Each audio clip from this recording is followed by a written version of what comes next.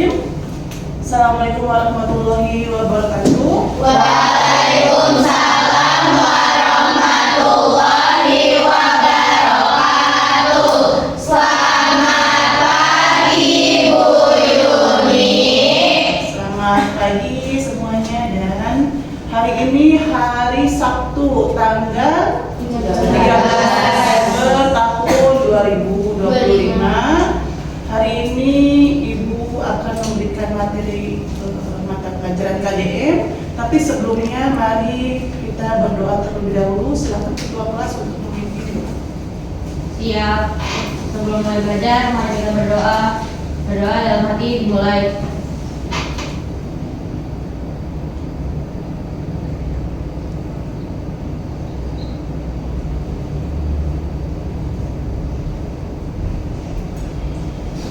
Berdoa selesai, memberi salam. Assalamualaikum warahmatullahi wabarakatuh.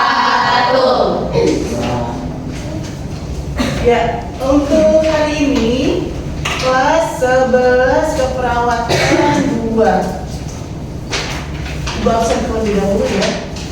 Adakah yang tidak hadir hari ini? Tanggal 13. Almira hadir ya. Almira, Aurora hadir. Cahya Ayu, Kalista, kemudian Devinda, Kirani, Hadir. Lutfiah, Hadir. Ataya, Marsha, Melani, Moza, Hadir, Bu. Mu'arifatul, Naomi, Kotrunada, Hadir, Bu. Raisa Safah, Rizka Dwi, Sauriyah Nur. Oke, hadir semuanya ya. Baik, untuk hari ini Ibu akan memberikan materi tentang kebutuhan dasar manusia. Sebelumnya Ibu akan mereview ya pelajaran kemarin. Tentang apa pelajaran kemarin? Ayo, dibuka bukunya. Ibu akan mereview pelajaran kemarin adalah konsep manusia. Ya, jadi konsep manusia itu terdiri dari berapa? Dua Ya, dua. Apa saja? Holistik dan sistem. Kemudian dari holistik itu dibagi menjadi berapa unsur? 4. Apa saja sebutkan? Biologis, psikologis, sosial, spiritual. Dia ada 4 unsur ya. Kemudian sistem. Ternyata sistem itu dibagi menjadi 4. Apa saja? Ada personal, sosial. Ya, kita sudah ulangan ya, sudah assessment, sudah evaluasi, dan hasilnya ada yang bagus, ada yang setengah-setengah ya. Nanti akan Ibu sampaikan hasilnya, apakah nanti butuh remedial atau tidak.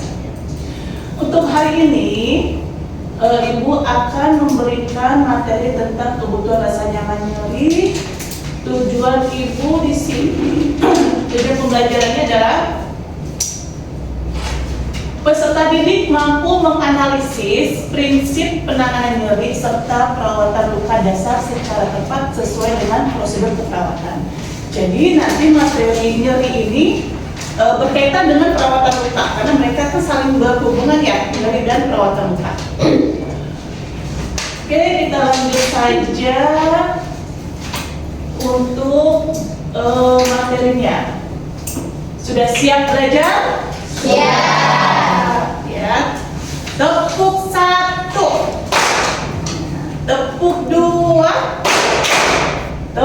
13. Oke, semangat ya, masih pagi kita harus semangat. Ya, oke, sekarang kita akan masuk ke materi apa ini? Kebutuhan nyeri. Pernah kalian merasakan nyeri? Coba pengalaman kalian, siapa yang mau sharing nyerinya di bagian apa? Punggung. Nyeri di bagian punggung. Kalau pinggang, paha. Nah, itu kan masih ada penyebabnya ya. Kenapa rasa nyeri itu timbul? Ya. Nah, di sini sebenarnya definisi nyeri itu apa sih? Menurut kalian ada yang sudah tahu? Nyeri itu adalah ini. Belum. Tapi pernah merasakan ya? Entah itu kalau pada wanita ini apa? Nyeri haid, kemudian bukan nyeri haid, tapi kok nyerinya kok di bagian payudara, bagian pinggang, gitu ya. Nah, ini dia pengertian atau definisi dari nyeri. Nah, ini menurut Bruno dan Sudan. Ternyata pengalaman sensori dan emosional yang tidak menyenangkan akibat dari kerusakan jaringan. Ya, jadi adanya nyeri itu terjadi karena adanya kerusakan jaringan.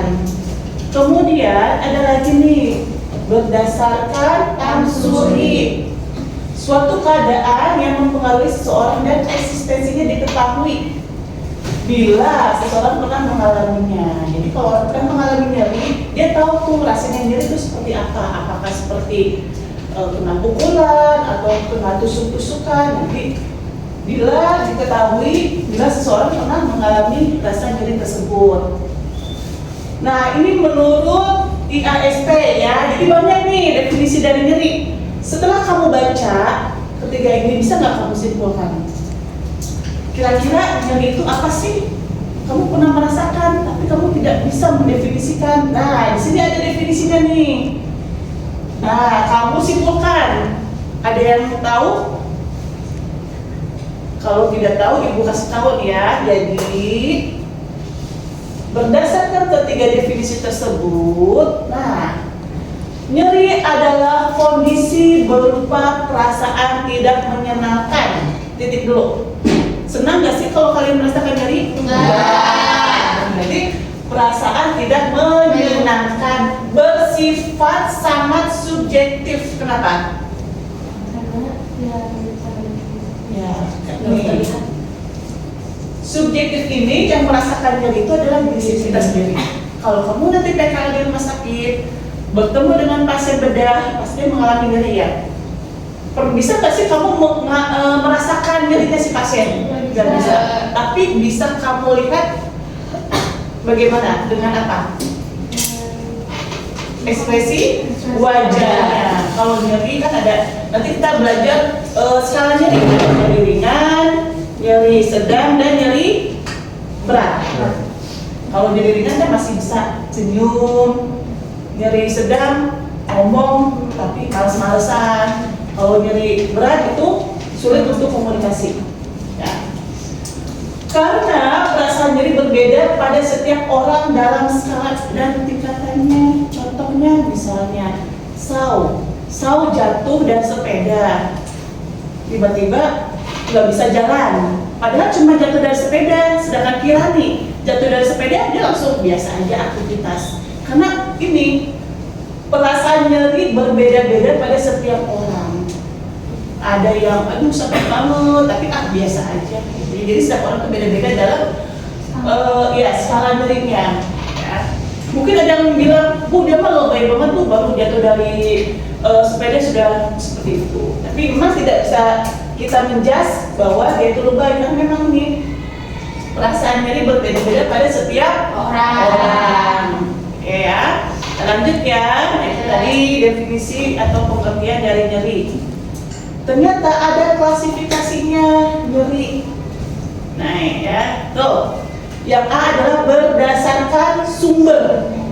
Ada cutaneous atau superficial, yaitu nyeri yang mengenai kulit atau jaringan subkutan. Jadi kalau misalnya kamu terkena ujung pisau, gunting, cutter, nah itu namanya nyeri cutaneous atau superficial. Pernah seperti itu, kena pisau lagi iris-iris, kemudian lagi cutter gitu ya. Nah ini ya langsung berdarah ya. Cepat sembuhnya nggak? Cepat sembuhnya nggak? Langsung rapat lagi nggak? Kalau bisa kena ujung pisau deh, kalau bisa sudah keluar darahnya itu bisa rapat sendiri ya. Kemudian yang kedua adalah somatik atau Nyeri dalam. apa? Nyeri yang Muncul dari dada, tendon saraf lebih lama dari superficial. nyerinya lebih lama dari ini. Kalau bisa kita kena udah gitu ya. Dan nyut dikit, itu kan udah kan kelar ya. Nah kalau ini nyerinya lebih lama dari superficial. Nyeri yang muncul dari pembuluh darah tendon saraf. Contohnya apa sih? Dari tendon saraf. Jatuh dari motor. Terus ada dislokasi. Tahu nggak dislokasi? Itu pergeseran. Pergeseran, benar sekali, pergeseran organ ya. Nah itu ya. Kemudian yang ketiga adalah visceral atau Organ dalam. apa ini? Simulasi reseptor nyeri dalam rongga abdomen, kranium, dan torak. Ya. Abdomen apa? Perut. Ya. Kalau dalam perut organnya apa aja? Ada apa aja? Usus, ginjal, Ya. Terus kranium apa? Kepala. Ya. Ini di kepala. Kemudian dan torak. itu apa? Dada. Dada sama abdomen dipisahkan oleh apa? Diafragma ya. Jadi toras ini dilindungi oleh tulang-tulang kan ya? Karena isinya itu organ vital apa yang ada di dalam toras? Jantung, paru-paru. Paru. Jadi kalau misalnya kena tonjok, yang luka tulang-tulangnya dulu. Tapi kalau perut biasanya suka banyak perut ya. Nah, itu kan isinya apa? Kalau dalam perut abdomen? Usus. Ya nggak terlalu vital. Tapi kalau misalnya jantung, paru-paru, ini kan vital sekali. Kalau jantungnya bermasalah, berhubungan dengan nggak bisa apa? Nafas. Terus jantung yang kena. Lalu ada pembuluh darahnya nanti ya. Nah ini adalah kalau berdasar sumbernya ada cutaneous, superficial atau superficial, somatik atau nyeri dalam, dan visceral atau organ dalam ya. Itu klasifikasi nyeri yang pertama. Kemudian klasifikasi yang kedua berdasarkan Durasi. Ada nyeri akut, ada nyeri kronis.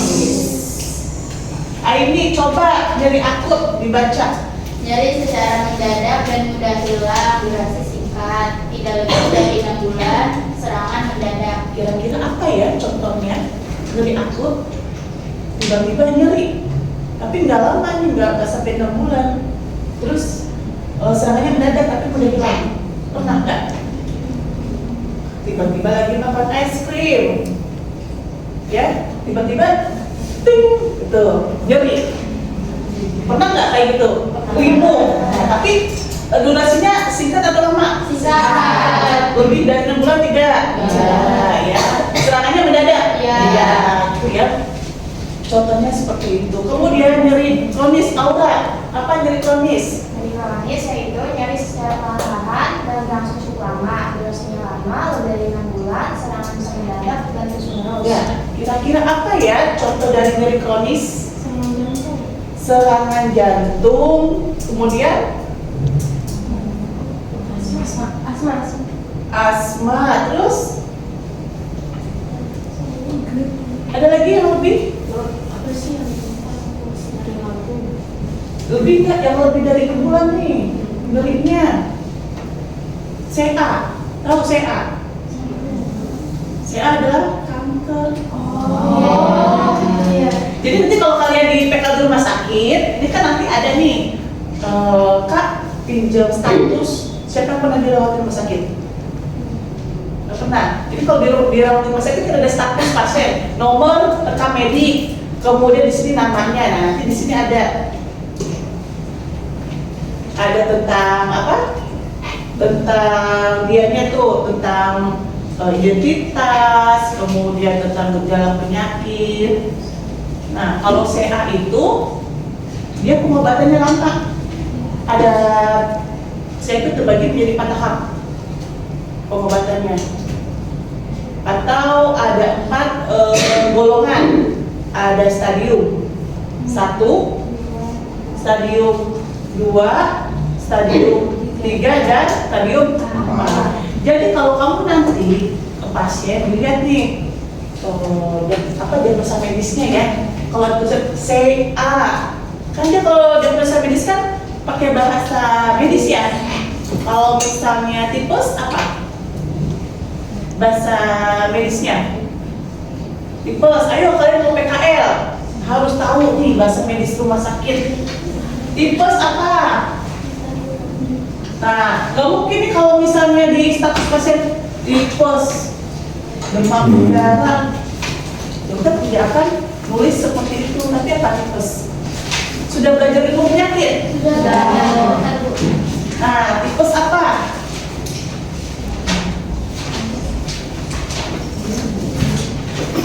Atau demam berdarah apa? Bahasa medisnya DHF, tipes.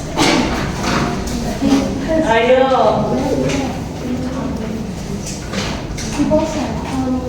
Itu Salmonella typhosa penyebabnya bakteri dari tikus.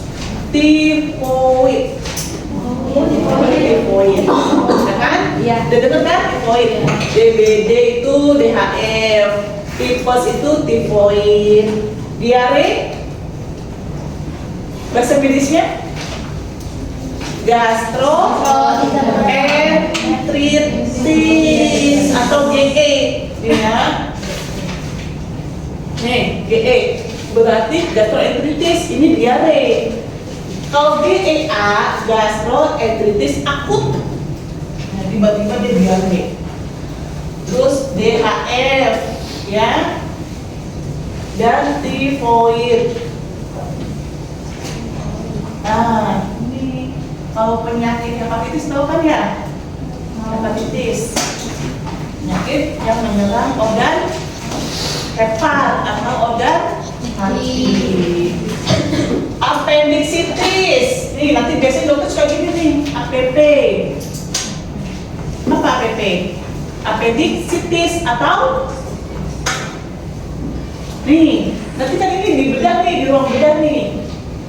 Atau penyakit usus buntu ya. Jadi nanti pada saat mau PKL harus searching nih, cari-cari nih apa sih ini artinya APP. Kalau post-op apa artinya?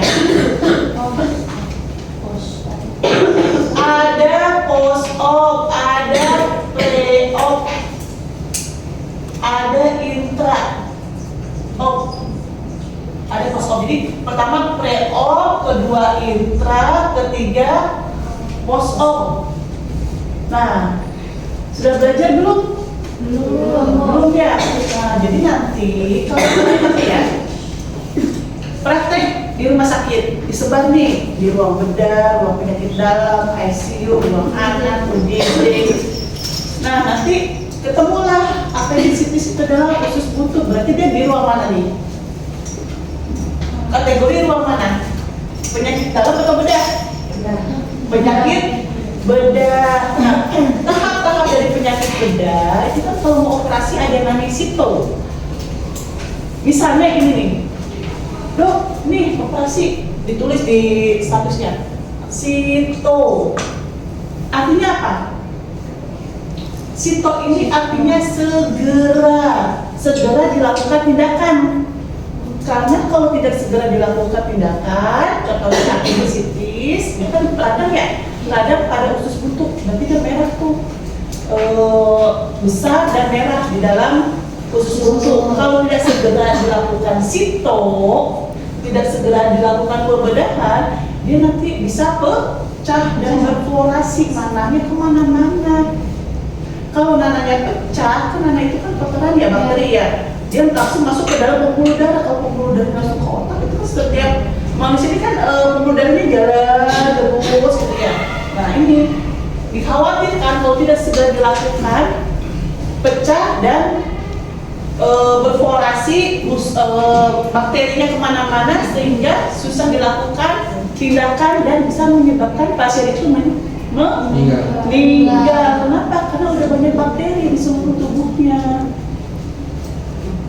Jadi kalau misalnya kalian nyeri ya, nih ya, nyeri. Kadang dia akut nih, nyeri di kanan atau di kiri. Kalau usus buntu, atas atau bawah? Bawah. Dibagi 4 kan, tuh urut. Ini kanan, ini Kiri. di sebelah kanan, atas atau bawah? Bawah. Di sini apa? Iya. Iya. Jadi ini di sini hati di sini baru usus. Jadi kalau kalian merasakan nyeri akut di kanan bawah, nyeri, kemudian kamu tidur, kaki diangkat, sakit apa enggak? Kalau sakit, suntuk. Tuh ya, dan demam juga. Kenapa demam? Karena infeksi. Jadi harus dioperasi. Ya, jadi ini jangan ditunda-tunda karena kalau infeksi lama-lama pasti akan memerah kayak balon, tiba-tiba nanti pecah, udah kemana-mana nanti, ya. Itu ya nyeri akut ya. Jadi kalau appendicitis atau usus buntu bisa nyeri akut juga, tiba-tiba langsung aja, tuh nggak bisa jalan, sakit pegang, tiduran kakinya diangkat, sakit sekali, langsung dilakukan operasi sito, yaitu segera. Kalau operasi sesar itu kan masih bisa ditunda ya, maksudnya itu bisa dijadwalkan. Misalnya hari ini penuh, Bu persiapan besok operasi, hari ini penuh. Jadi ibu hari ini masuk rumah sakit, itu namanya pre-op, sebelum dilakukan operasi. Ya, harus apa sebelum dilakukan operasi? Persiapannya puasa dulu, kemudian cek darah dulu, cek jantung. Jadi kalau misalnya sesar ya, kalau sesar kan terencana ya, kecuali kalau sesarnya sudah pecah ketuban, sudah kering, sudah pokoknya udah inilah berdarah dan lain sebagainya, itu harus itu segera. Tapi kalau misalnya terencana karena bayinya gede, sulit untuk dikeluarkan dan sungsang, artinya kan kepala ada di bawah, tapi ini ada di atas. Jadi harus operasi. Jadi pre-op. Nah, pre-op ini adalah puasa, kemudian cek darah, ya, dan sebagainya. Kemudian kalau intra itu adalah sedang dilakukan operasi.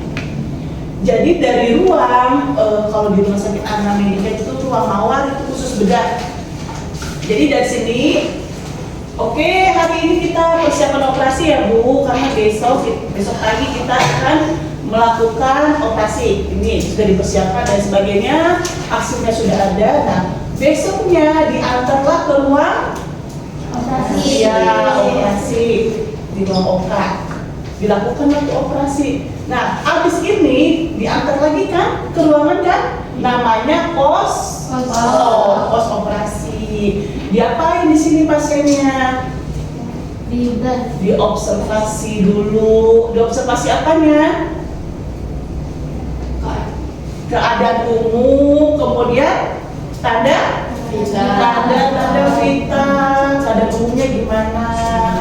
Nah, iya, terus apakah bisi ususnya sudah bunyi, sudah jalan, sudah flatus atau belum? Flatus tahu kan? Apa flatus? Flatus adalah kentut. Tuh, jadi selama operasi itu diberhentikan tuh saluran pencernaan, diberhentikan dulu. Artinya tidak ada kegiatan di pencernaan. Nah, kalau setelah operasi kan obat biusnya sudah habis ya. Nah, dia tuh pelan-pelan pasti akan berjalan. peristaltik khususnya. Kemudian nanti dia akan mendorong udara yang ada di bawah, dikeluarkan, namanya flatus atau kentut. Pernah kan? Pernah kentut? Nah, itu namanya flatus. Jadi istilah medisnya flatus itu adalah kentut. Tapi kalau kamu nanya ke pasiennya, Ibu hari ini sudah flatus belum? Kira-kira ngerti nggak? Enggak. Jadi harus bilangnya gimana? Ibu sudah kentut belum? Nah, Ibu sudah kentut atau belum? Jadi nanti pada saat pertemuan berikutnya Ibu akan membahas seperti ini. Belum pernah diberikan ya? Pre-op, intra, dan post-op. Nanti kita berkaitan dengan nyeri. Ya. Oke, sampai di sini adakah yang ingin ditanyakan atau masih bingung? Ya, silakan ditanyakan. Ya, nanti ada lagi sih untuk pertemuan berikutnya ya, karena sudah habis. Ini nanti kita lanjutkan ada berdasarkan lokasi. Jadi kita sudahi dulu sampai di sini durasi. Ya, nanti untuk pencatatannya bisa dilakukan di kemudian hari atau nanti Ibu share ya.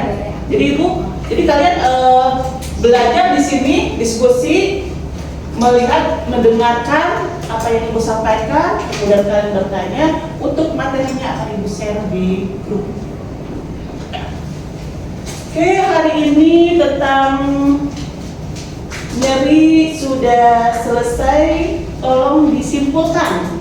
Siapa yang mau menyimpulkan kebutuhan rasa nyaman nyeri berdasarkan bahasa kalian aja, nggak perlu harus seperti yang Ibu sampaikan. Yuk, siapa? Kirani, boleh dicoba? Ya. Jadi nyeri itu adalah rasa tidak nyaman karena kerusakan jaringan. Jadi dirasakan oleh tiap individu. Dan rasa nyeri yang dirasakan oleh tiap individu itu berbeda-beda berdasarkan skala atau tingkatannya. Oke, beri jempol mantap, mantap. Sekali lagi, mantap. Ya. Nah, sekarang klasifikasinya nih. Siapa yang mau merangkum dari klasifikasi ini berdasarkan sumbernya? Saulia mau mencoba?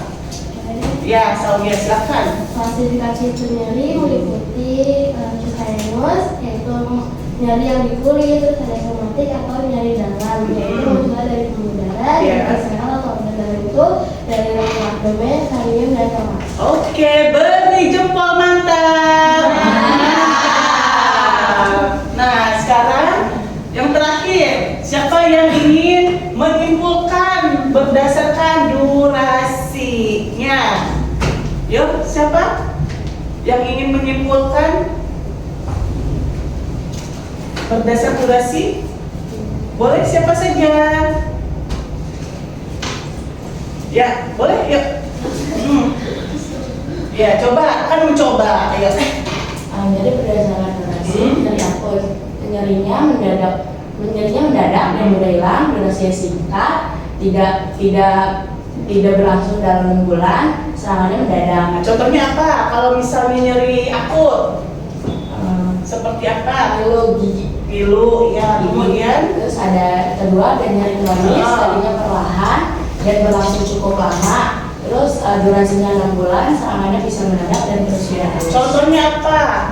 Serangan jantung, Kemudian apalagi itu yang lama pengobatannya? asma sama kanker. Iya, kanker. Ada kanker itu ada berapa stadium? 4. Jadi pengobatannya harus diapain nih supaya tidak menjalar ke sel yang lainnya?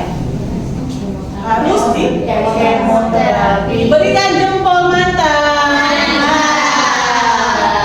Ya.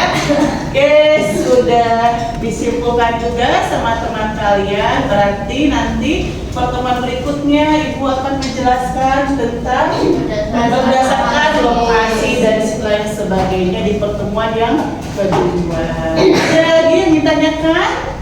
Sudah cukup jelas ya? Kalau sudah cukup jelas, Ibu akhiri pertemuan hari ini. Mari bersama-sama mengucapkan hamdalah